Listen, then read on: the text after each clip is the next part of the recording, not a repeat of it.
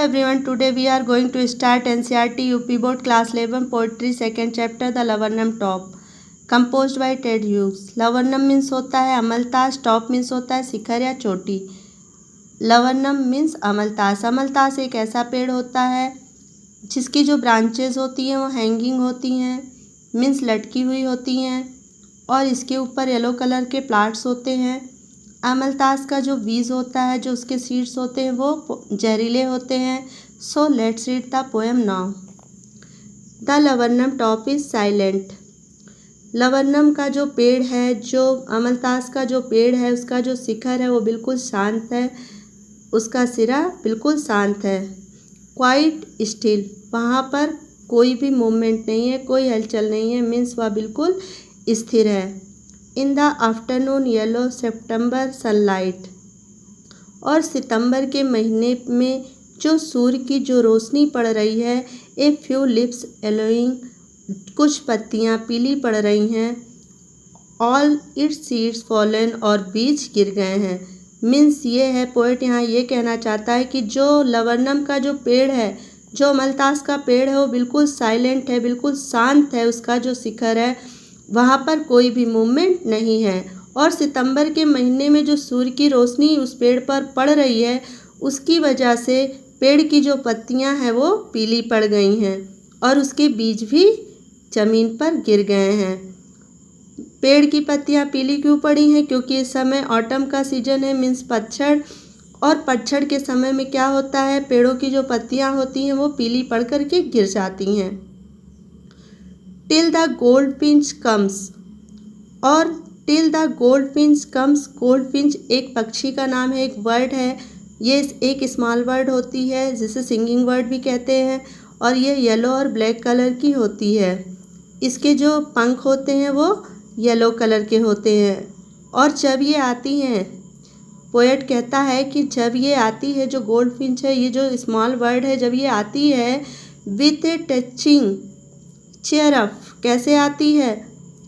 चहचहाती हुई, अचानक से एक झटके में आती है, अचानक से चहचहाती हुई, आवाज़ करती हुई आती है। A sadness a startlement at a branch in, और बहुत ही हड़बड़ी में चौकन्नी, बिल्कुल अलर्ट होकर के वो आती है, और पेड़ की शाखा के एंड में आकर के बैठ जाती है, सबसे ऊपर बैठ जाती है। जब तक जो गोल्डफिंच जो पक्षी है, जब तक वो उस पेड़ पर आकर नहीं बैठती है, तब तक पेड़ पर कोई हलचल नहीं रहता, कोई मूवमेंट नहीं रहता, पेड़ बिल्कुल शांत रहता है। पर जब वह पक्षी आ जाती है तो वहाँ पर फिर से हलचल होने लगती है।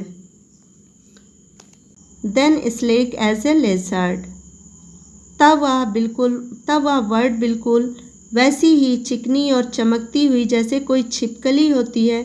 यहाँ वर्ड को छिपकली से कंपेयर किया गया है। एंड अलर्ट एंड एड्रेप्ट, बिल्कुल सतर्क होकर के, और वो अचानक से मूवमेंट करती हुई क्या करती है? सी एंटर्स द थिकनेस, वह पेड़ की झुरमुट में प्रवेश कर जाती है, मीन्स वो पेड़ की शाखा पर आकर के बैठ जाती है। And A machine start up, और तब उस पेड़ पर एक मशीन स्टार्ट हो जाती है, मीन्स वहाँ से आवाज़ें आने लगती हैं। कैसी आवाज़ें आती हैं? Of चिटरिंग्स and tremors of wing, तीखी चहचहाने की और पंखों के फड़फड़ाने की आवाज़ उस पेड़ से आने लगती है। कब आने लगती है? जब वो पक्षी उस पेड़ पर आकर के बैठ जाती है।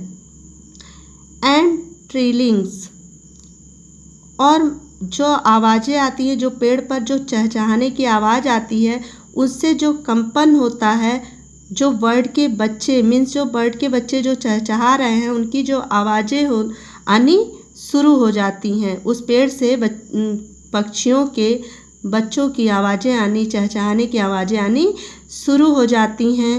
The whole tree trembles and thrills, और पूरा का पूरा जो पेड़ है वो क्या होता है? वो कांपने लगता है, हिलने लगता है। एंड थ्रिल्स, और एक्साइटमेंट से भर जाता है, मीन्स वह रोमांच से भर जाता है, जैसे पेड़ के अंदर एक लाइफ आ गया हो, पेड़ फिर से जिंदा हो गया हो, और ये कब होता है? जब वो जो बर्ड है वो पेड़ पर आकर के बैठ जाती है। It is the engine of her family. ये जो पेड़ है उस बर्ड का जो फैमिली इंजन है। सी स्टॉक इज़ फुल।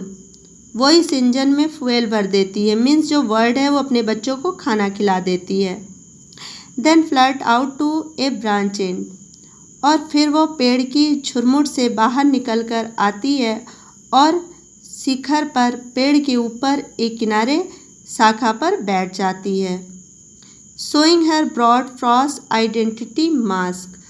और वो अपना फेस दिखाते हुए अपना मास्क जो लगाई रहती, जो उसके चेहरे पर जो धारियाँ रहती हैं उस पक्षी के, वही उसकी पहचान रहती है। Then with eerie delicates whistle chirrup whispering. और तब वह फुसफुसाहट के साथ एक अजीब सी कोमल सी सीटी जैसे चहचहाते हुए फुसफुसाहट की आवाज़ होती है और उसके साथ वह क्या करती है? She launches away towards the infinity.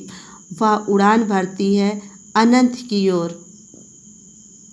And the laburnum subsides to empty.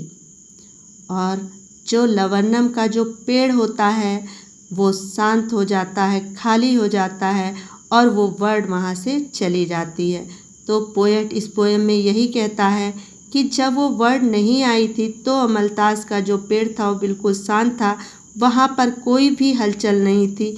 और अभी भी वो बर्ड चली जब जाती है तो वो पेड़ फिर से खाली हो जाता है, पहले की तरह हो जाता है, उसमें कोई मूवमेंट नहीं होता है। तो यहाँ पर स्टूडेंट ये पोएम एंड होती है। आई होप आपको ये पोएम अच्छे से समझ में आ गई होगी। तो please don't forget to subscribe my channel, click the like button.